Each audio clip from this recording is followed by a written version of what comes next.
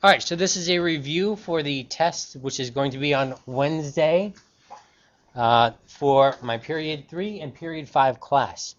A few days ago, you had an assignment where you had to draw a carbon atom, give it a neutral charge.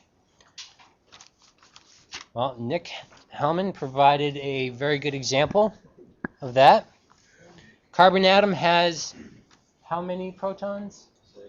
6 protons in the carbon atom. Probably another 6 neutrons, so there's the nucleus drawn there. And for it to have a neutral charge, you have to have 6 electrons around the outside.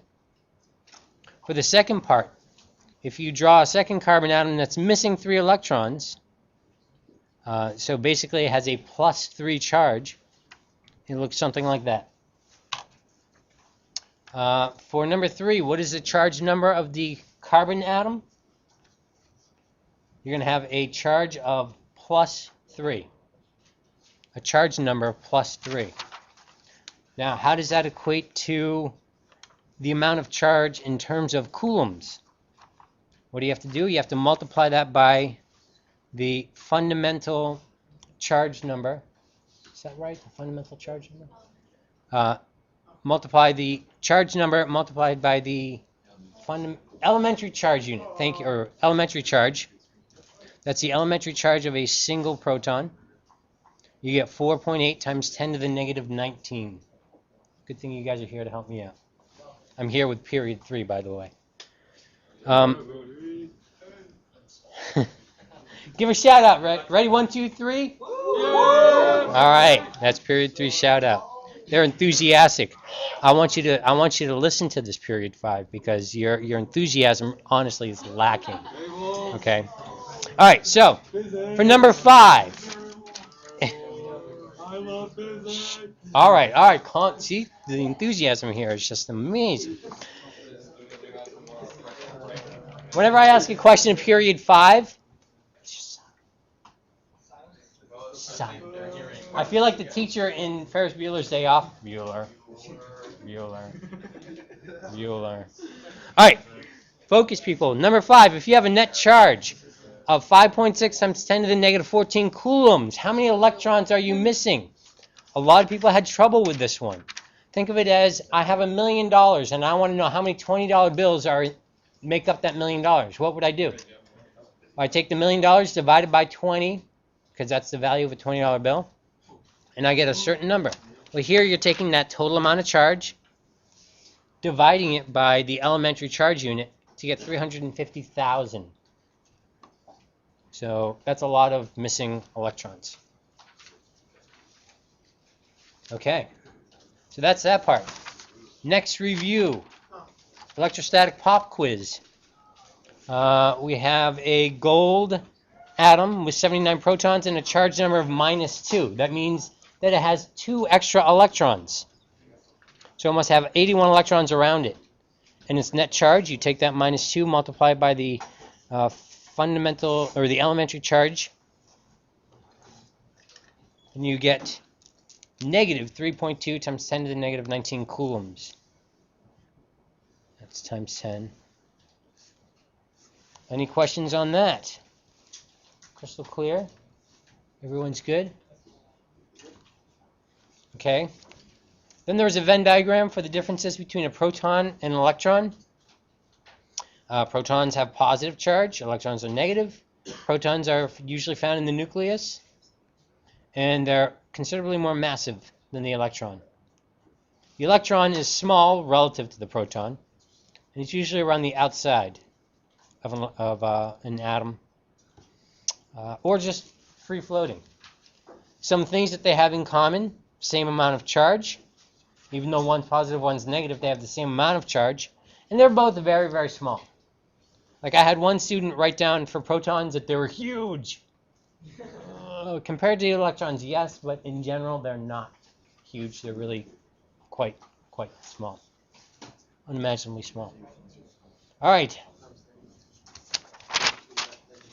On to electrostatic charge. This is one of the first things that we worked on. The one that I want to look at is, remember the can that we had? And I attracted the can using a charged rod. Actually, we already reviewed this. So I had a charged rod. The rod had a positive charge. And the can moved. The can was attracted towards the rod. Why? The can stayed neutral, but it became what? Polarized. The positive charge was pushed to one side. The negative charge came towards the rod. And as a result, the can moved towards the rod.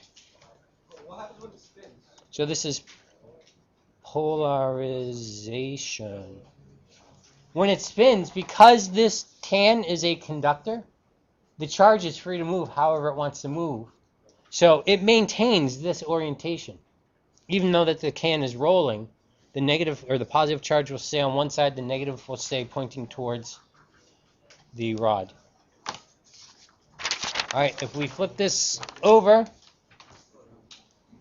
charging by induction, this is how we would do it. Neutral can with evenly dispersed charge. So we have our neutral can, evenly dispersed charge. Then we bring the charge rod near the can. It polarizes the can. Positives get pushed to one side, negatives to the other. If you then ground the can on this side, that positive charge is going to have a place to go. The negative stays because it's being attracted by the rod. But the positive charge goes into the ground because it's allowed to spread out. Then you take the grounding in the rod away, and the can will actually have a negative charge left behind. Isn't that something? All right, we have 8 minutes left. I bought the, or I didn't buy, I have the free download, so it only gives you 15 minutes of record time. All right, so balancing charges. This one, I think I probably gave this to you a little bit too soon. You hadn't really gotten practice of thinking about positives and negatives and missing charge and extra charge and all that stuff when I gave this to you. If I have two neutral objects and the square is given positive charge, what does that mean concerning electrons? Were electrons added or taken away? Electrons had to have been taken away because if positives don't charge or don't travel, it's always the electrons that are charging. So we either have missing electrons or extra electrons. So you've taken electrons away, therefore the square gets a tiny bit lighter. And the balance would look something like that. For this one, I have negative and negative. If I lose the negative charge, what happened? Did I gain or lose electrons? If I go from negative to neutral. The electrons had to have left, which means less mass. So it goes like this.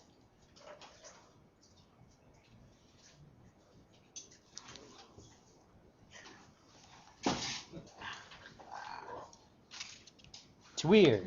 It's weird to think of it in these terms. Negative and positive object. This is negative. This is positive. Both are neutralized. So the circle, what happened to the circle? Did it gain or lose mass? Electrons left it, so it lost mass. To go from positive to neutral, did you gain or lose mass?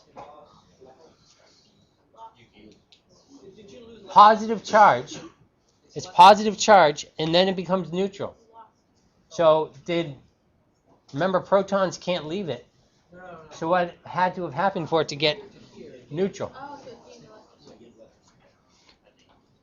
This lost electrons, and this one gained electrons. So this is going to get lighter, that's going to get heavier. And it's more dramatic than it was before. All right, how about this one? I have no idea. Don't worry about it. And two helium balloons. I don't remember what gains electrons and what loses electrons depending on when you rub them together. All right, so two helium balloons.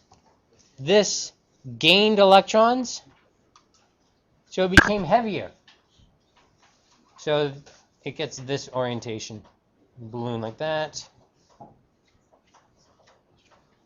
It gained electrons, it got heavier, so it sinks, and that one goes up. Any questions? No? Good. All right, here are the answers to the vocabulary review. I'll leave those up for about 3 seconds. 1, 2, 3. Time's up. Here's the electric charge sheet. A, C, B, C, D. I will not test you on this stuff, so you don't have to study that. And electrons, protons. Flipping over.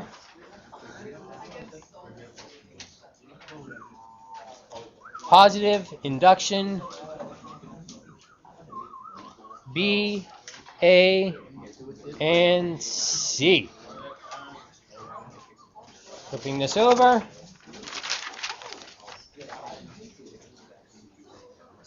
For this one, you touch a positively charged rod to a sphere. It distributes positive charge throughout it. Shh. Distributes positive charge throughout it. If I take a positively charged balloon and stick it against a wall, it sticks to the wall because the wall becomes what? Polarized.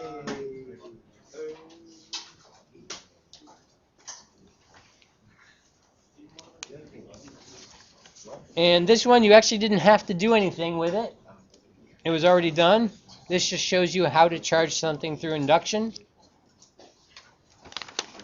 And the last one. Let's do this together, shall we? I have a metal wire. There's positive and negative charge throughout the metal wire. I bring a positively charged tube near the wire. What's going to happen? Electrons get attracted. They're not floating on the outside of the wire, they're in the wire, but electrons get attracted up. Protons get scared away, or they're not actually scared away. We are just missing electrons. Where do these electrons come from? Down here. So it leaves a positive charge behind. Why do the foils repel? Because positives repel. Metal is polarized. It's still neutral. And the charge is not evenly distributed. All right, thank you very much for your participation. Period 5, period 3.